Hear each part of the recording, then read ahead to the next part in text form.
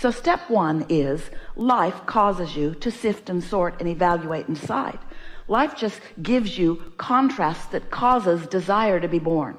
So step one is asking, and life just causes you to do that all day, every day. Step two is not your work and not your focus. It's the work and the focus of your inner being. Step two is when you ask, it is immediately, instantaneously given to you in vibrational form. When you ask, it is given. And the vibrational form is so magnificent because the vibrational form means that your inner being and all of your inner being's partners in non-physical, which is source energy, form a focused attention and a collective energy gathering environment around what you have asked for. And cooperative components of all manner and all kinds are gathered in this vibrational environment for your benefit. And we call that vibrational environment a vortex because it's a gathering of energies, and it's impossible for anything that's a vibrational match to what you've asked for not to be gathered. And so the cooperative components, it's enormous, it's significant, and it's steady, and it's sure, and it's all for you. Step one, step two. Step three is, now you who have been somewhat resistant when you knew what you didn't want, which caused you to know what you do want. Now your work is to focus upon what you do want rather than justify why you don't want what you don't want.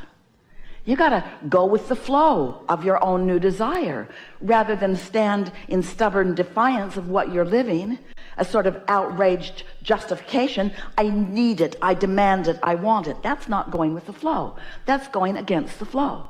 Going with the flow is thinking about how good it will feel, or looking for things that feel good right now. You don't even have to stay on the subject of your desire. You just can't focus in opposition to your desire.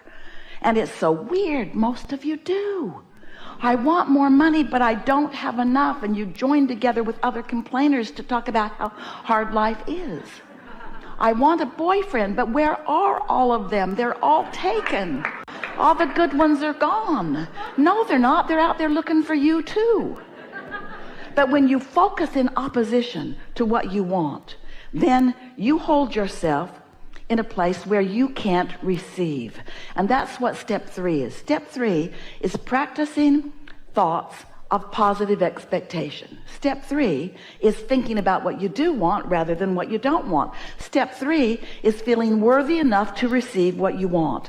And that takes some practice for many of you, because you've been basing your feeling of worthiness on what you've got, not upon what you want. Often you think that there is some outside arbitrator, some outside negotiator, some outside decider of what's right and wrong and good and bad for you, who is preventing you from the goodness that you want.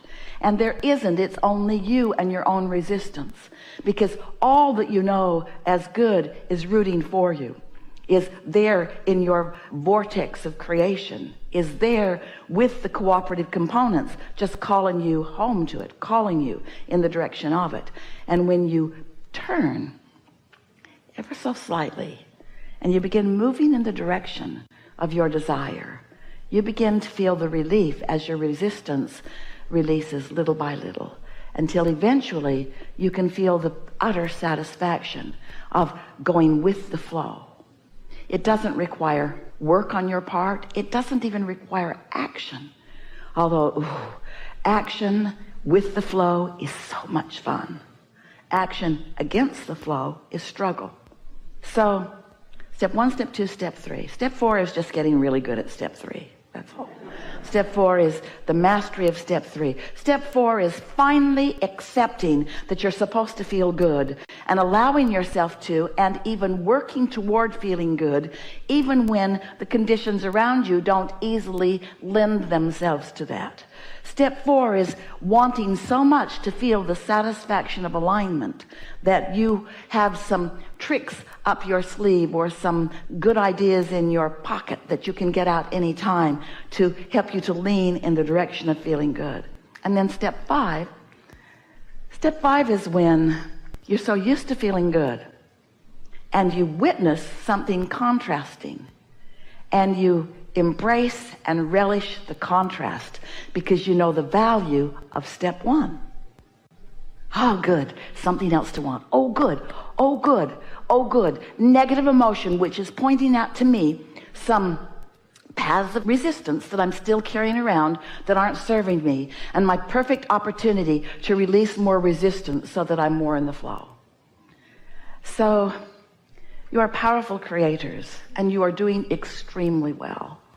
And we are so pleased that you've come to play with us here today so that together we can talk about what matters to you. And you're going to notice we're going to take thought in places it has not been before. You'll feel us breaking into those new places, and you will feel the exhilaration of your own inner being when we do that. So what do you want to talk about? We're eager to talk about anything. There's nothing off limits. You're going to understand the perfection of where you are by the end of this gathering, and it's going to be a good day. You're going to like it. We already like it. Begin right here. Love you, Esther, or Abraham, tell Esther. We look so much the same. Yes. Those who know Esther do know the difference, however. I am very clear of the difference. It's very clear. And I do love and appreciate Esther. Yeah. Her. As do we. Yes. So there is some theme to this, but you've said before that every thought that's ever been thought still exists. Yeah. Because everything is a state of becoming, and every relationship is eternal, and every vibration is vibrating, and because of law of attraction, every vibration is expanding. Nothing ceases to be. Yeah, yes. And when I hear that, then I think about that in the manifested. When we say there's no regression, which means you can't fall back from the furthest place that you've expanded to, that's true of every vibration. No vibration ever becomes less. Every vibration continues to become more, which only serves to create this more perfect environment of potential from which to choose. That's why you want to be a deliberate creator, able to focus your thoughts in the direction that you want, so that you can choose from this plethora of possibilities that which your inner being is in agreement with, which is the positive energy of all of it. And that's where I was next. Yeah. So my inner being hears, resonates with, knows my pure positive desire. And only that. When you focus upon what you don't want, your inner being does not. Because every subject is two subjects. There's two ends of the stick. So when you focus upon what you don't want, there's another end of the stick that lights up, which is where your inner being gives attention. Yeah, so that's the part. So inner being source is only pure positive desire. Doesn't have access to any vibrational frequency that is less than what it is. Okay, that deviates. So when you give birth to a desire that resonates with your inner being, that's where your inner being is, and your inner being never looks back. So your inner being never spends any time justifying your desire. So every thought that's ever been thought still exists, and this is... But that doesn't mean inner beings are thinking them. Oh, okay. So... Because, you know, a thought thinks itself. Yeah, how a thought does that? And a vibration and a frequency and an energy, these are all similar words. But when humans think of thoughts, you think of thinkers. So then you think, well, who's thinking these thoughts? And those negative thoughts are being thought and perpetuated by humans who are still in that I know what I don't want phase. Part of, in your teachings, is as I withdraw attention. By giving your attention to something else. So I'm... Because no one can withdraw attention, because you can't cease to think.